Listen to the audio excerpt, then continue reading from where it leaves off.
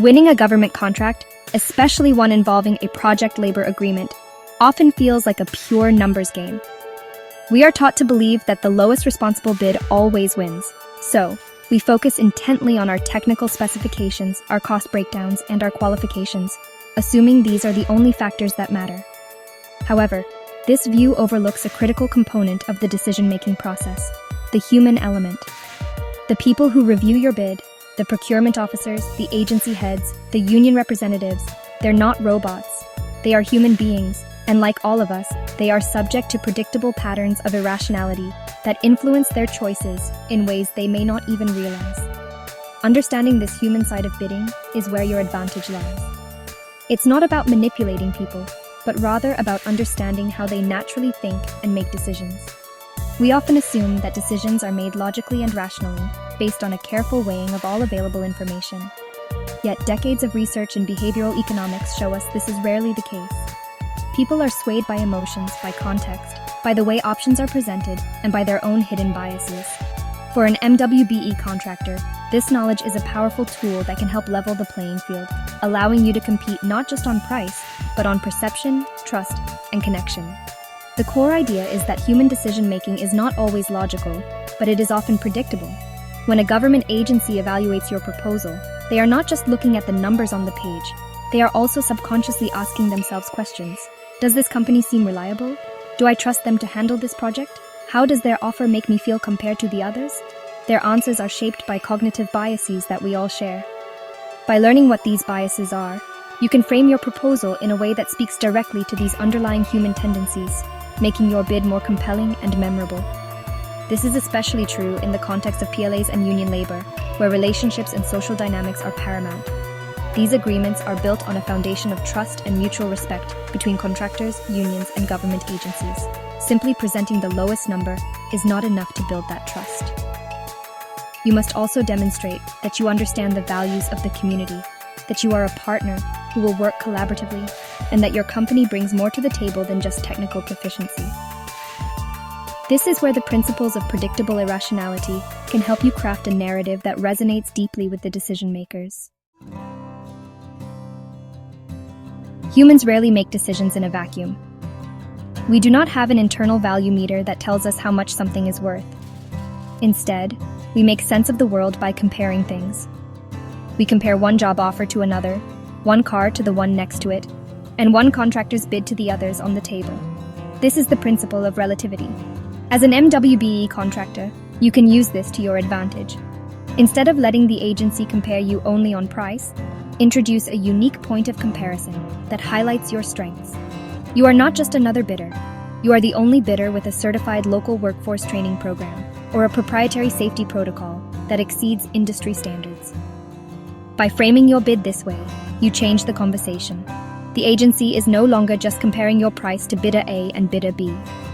They are now comparing your unique value proposition against the standard offerings of your competitors. You can structure your proposal with different tiers or options. For example, you might present a base bid that meets all requirements, alongside an enhanced option that includes your unique value add for a marginal cost increase. This makes your base bid look even more reasonable and positions your firm as an innovative leader, forcing others to be compared against your superior model. Now, let's talk about one of the most powerful words in the human vocabulary, free. The word free triggers an emotional response that is hard to resist. We will stand in a long line for a free ice cream cone, even when our time is worth far more than the cost of the scoop. You can harness this powerful effect in your bids.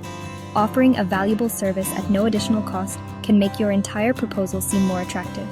This does not have to be something expensive. It could be offering free weekly progress reports with advanced three-dimensional imaging or a free post-project maintenance checkup. This free offer does more than just add perceived value. It helps build goodwill and establishes a relationship based on generosity.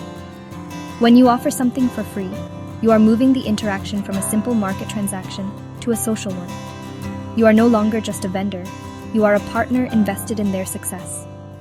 This small gesture can have a disproportionately large impact on how your bid is perceived. It makes the agency feel they are getting a special deal from a contractor who is willing to go the extra mile, creating a positive emotional connection that can be the deciding factor in a close competition. The first piece of information we receive about something has a powerful and lasting effect on how we perceive everything that follows. This is called anchoring. In bidding, the first impression you make acts as an anchor that shapes the agency's perception of your entire proposal. If your initial communication is professional, confident, and highlights a key strength, that positive anchor will influence how they interpret the rest of your bid, including your price. For example, you could start your executive summary by stating your firm's impeccable safety record or a major community project you successfully completed ahead of schedule. This anchor sets a high bar for your company's perceived quality and competence. Once that idea is planted, decision makers are more likely to view the details of your proposal through that positive lens. A slightly higher price might be interpreted not as expensive, but as a reflection of your firm's superior quality and reliability. The key is to be strategic about the first information you present. Do not lead with an apology for being a smaller firm or with a complex technical detail. Lead with your most impressive and relevant strength to anchor their perception of you as a top-tier contractor from the very beginning. This principle of anchoring extends beyond the written proposal to every interaction you have. Your website, your response to inquiries, and your conduct during pre-bid meetings all contribute to the initial impression you make. Ensure your digital presence is polished and professional. When you speak with agency or union representatives, be prepared, articulate, and focused on their needs and goals. Every touchpoint is an opportunity to set a positive anchor. A well-organized, clearly written, and error-free proposal document itself serves as a powerful anchor for your competence and attention to detail. Remember that people are also anchored by their own past experiences. If an agency has had a negative experience with a contractor on a similar project, they will be wary. You can use this to your advantage by proactively addressing potential concerns. You can state, "We know that communication can be a challenge on projects of this scale, which is why we have implemented a dedicated communication liaison." This shows you are aware of their potential anxieties and have a solution, replacing their negative anchor with a positive one centered on your firm's foresight and reliability. Humans are social creatures, deeply influenced by social norms, the unwritten rules of behavior that govern our interactions. We want to be seen as fair, cooperative, and part of a community. In the world of PLAs and union labor, these social norms are incredibly important. These agreements are not just legal documents, they are commitments to fairness, worker safety, and community investment. When you submit a bid, you are not just being evaluated on your technical skill, but also on how well your company aligns with these deeply held social values. Showing that you share these values can be more persuasive than any line item in your budget. To do this, you must go beyond simply stating that you will comply with the PLA. You need to demonstrate a genuine commitment to its spirit. Highlight your company's history of positive labor relations. Showcase your investment in local apprenticeship programs. Provide testimonials from union partners on past projects. Emphasize that your company is not just building a structure, but is also contributing to the economic well-being of the community.